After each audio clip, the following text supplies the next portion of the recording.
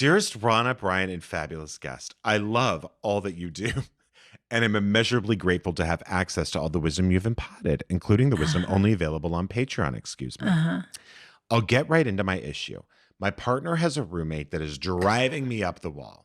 Some background. I'm a 25-year-old bisexual man. Living in Danbury, Connecticut. I have been with my partner, let's call him David, 23 years old, for around 6 months now. I believe we are fantastic together and we communicate excellently. Shortly after we met, David lucked into a rent-to-own situation on well, good for him, actually, on a lovely big house just outside of town. He quickly moved in and we started fixing up the place. A few weeks later, when the two of us were hanging out with our friends, one friend in particular, let's call her DeeDee, was joking with David about moving in with him since this new house was so big. David was going along with the jokes and I made a mental note of it. Later, I casually warned David to think things over completely before deciding to get a roommate. DeeDee. David is the guy that this guy's dating. 23-year-old in a rent-to-own situation, which is very mature. And then this woman came out of nowhere and said, let me split the rent, basically. Okay, yeah, it was like, wouldn't it be funny if I lived with you? But really, wouldn't it? Yeah. DeeDee moved in with David shortly after. For a few weeks, whenever I would come over to see David, she'd also be around and we would have a good time socializing and watching TV together. As time went on, however, things started coming to light that changed my perspective entirely. Now, this is where I struggle to describe DeeDee and the situation overall without being too uncharitable. DeeDee dropped out of college recently and does not have a job.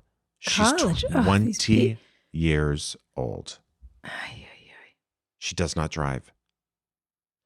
And not driving in Phoenix, I mean, that's a town where everything is so spread out. Like, no, she's just doing bong hits on the sofa. Yeah. I learned that DeeDee agreed to $300 rent, which I have found out. Dump this guy. That's she's the end of never my conversation. once paid.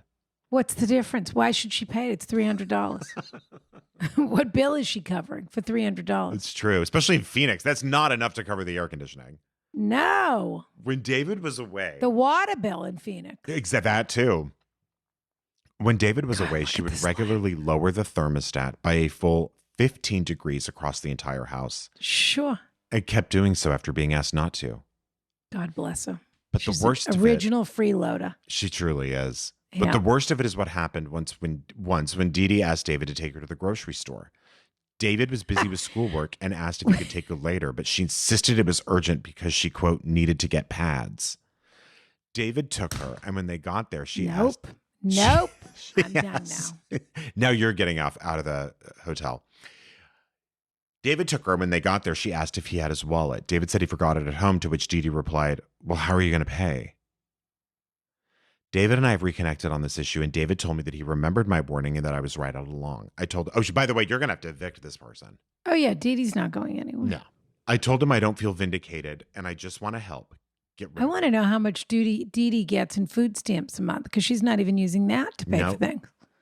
I know I must have said it in a nicer way. The two of us are in agreement that she's got to go, which brings me to my question. How does David let DeeDee know? God, people are so young. How does David... Also, what? Don't... Okay. You know what? Mimi's fired now. Why? Because don't send us your letter for... keep going, but we're not going to answer how David gets rid of DeeDee. We're going to answer how you get rid of David. How?